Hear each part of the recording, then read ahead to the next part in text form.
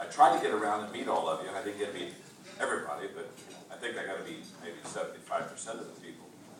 So do me a favor, on the count of 3, give me your name. 1, 2, 3. Nice to meet you. Nice to meet you.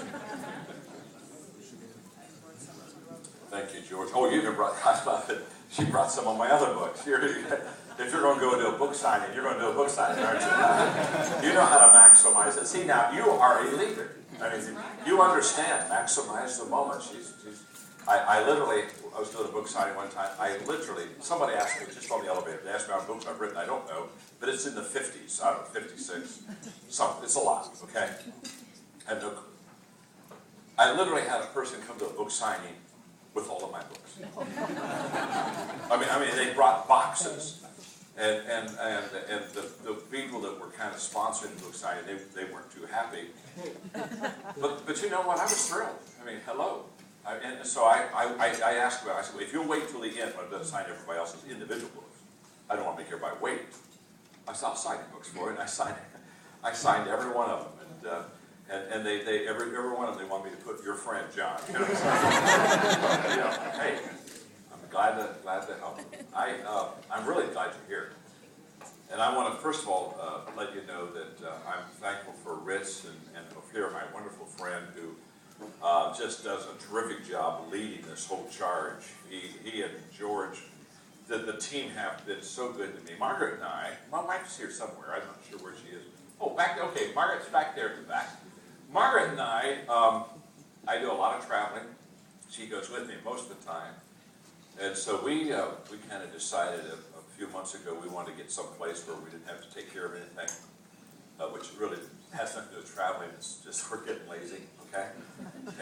And so we came here, and we're so pleased. We're so pleased with the service. We're so pleased with the excellence. I teach leadership, and I told them if they didn't do a good job taking care of me, I'd write about it. There's a lot of leverage to being an author. Let me tell you. No, I'm kidding, on that. And I just fell in love. We fell in love with the place here. We fell in love with Ophir and George and the whole team, and so I'm very grateful. And so thanks for coming. Thanks for coming. Now, enough of that.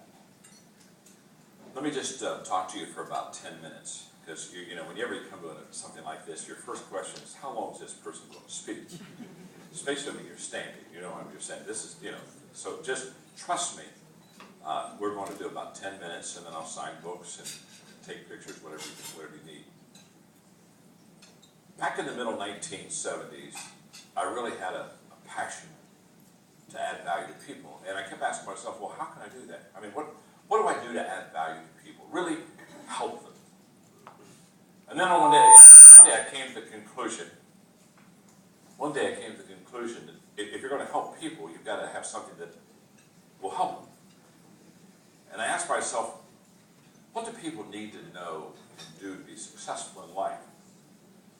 And I came to the conclusion about 1976 that if you could do 4 things well, you could be successful in life. It kind of doesn't really matter what your profession is. You just got to knock these 4 things out of the park.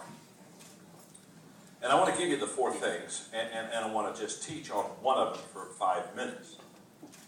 I've come to the conclusion, by the way, I decided that in 1976, so what is this now, 35 years later, I've come to the conclusion that the same 4 things I thought in 1976 still really work today to help you be successful. Because you walk into anybody's life and you ask them, do you want to be successful? The first thing they'll do is say, yeah, I'd love to be successful. But they don't sometimes know how to do it. So these are the 4 things that I think if you do these very well, you can do very well in life. The first one deals with relationships, just the ability to get along with people. If you can't get along with people, you're just in trouble. And don't we all know gifted people, really talented gifted people, who just can't get along with people? How many of you know at least one person's hard to get along with? Yeah. How many of you are right now standing beside that person? Kind of points at you. In fact, that's why you brought him here, wasn't it? Didn't you bring him here because you thought, man, maybe John can help him? Well, this is my one chance. In fact, I have a statement that I use a lot of times, a simple statement. People won't go along with you if they can't get along with you. And the first thing that you got to do, obviously, you got to sell yourself. We're all in the people business. And the ability to connect with people, the ability to relate with people, the ability to get along with people is absolutely huge. And so, when I understood relationships was key, I said one of the areas I'm going to write on is the area of relationships. You see, the 4 things I'm going to talk to you about right now are the 4 avenues of which I write all my books. And so when she said she brought extra books with her, here we are. This is a relationship book called Everyone Communicates If You Connect. That's a relationship book because I know all kind of people. They're talking, but nobody's home. Do you remember? Some of you are too young to remember this. Do you remember the Gong Show? Oh, yeah. Do you remember when somebody was speaking and they weren't any good and you could go up and you could gong, you could gong them and it was over? Haven't you kind of wished that you just could carry a gong with you? I mean, haven't you been in board meetings when you just wanted to gong them? Or haven't you been at lunch sometime when you said, boy, if I could just gong you right now, gong, it's already over. They're talking, but they're not connecting. So I said, I'm going to write books and help people understand how to connect with people. That's huge, huge. Once you and I can connect with people, good things can happen. So, relationships. I write a lot about that. By the way, my father, when we grew up, paid. I'm the middle child. The 3 of us. My father paid us to read books. You understand? When I was in the 7th grade, one of the first books he paid me to read was How to Win Friends and Influence People by Dale Carnegie. Read it every year. Changed my life. In fact, I wrote a book, Winning with People. And Winning with People is my Dale Carnegie How to Win Friends and Influence People book. I said, I want to write a newer version of it. And I wrote it, and then I got an email from his grandson from Long Beach who said, I want to come. That's when I was living in Atlanta, so I want to come down and meet you. I want to have lunch with you. He came down and met me, and he brought the Winning with People book with him, put it down in front of me, and said, this is the book closest to what my grandfather felt and believed and taught and wrote. And it was so honored for him to have me sign that book. But relationships is so key to all of our lives. So a lot of my books are on relationships. Okay. The second thing that you need to do to be successful in life is you need to know how to work with people and develop them. In other words, this is about developing a team around you. It's the old expression, teamwork makes the dream work.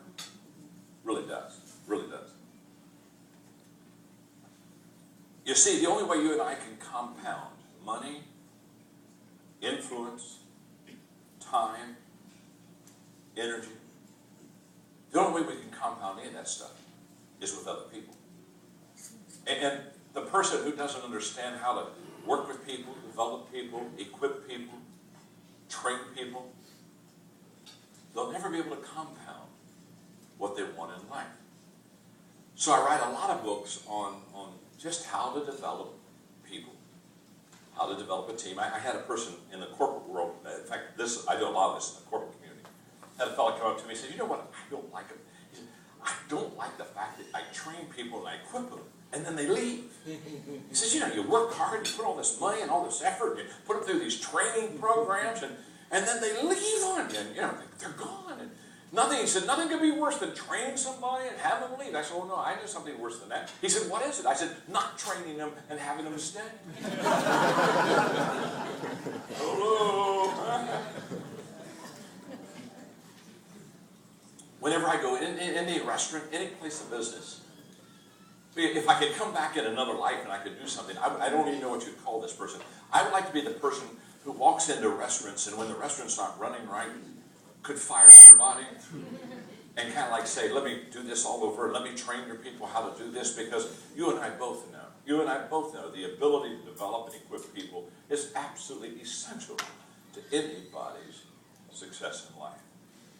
And so I'm committed to it. I'm committed to helping people really know how to equip and train and develop and put together teams. So a lot of my books are in the sports world. A lot of them. I wrote a book called, about 8 years ago, called The 17 Laws of Teamwork. That's the Bible for the NFL. You just go in the NFL, it's everywhere. Every coach has the 17 laws of teamwork, because I basically try to help them understand what you got to do to develop a team and put it together. And one of the things I'm kind of excited about today, and I just thought about it, I want to just say this.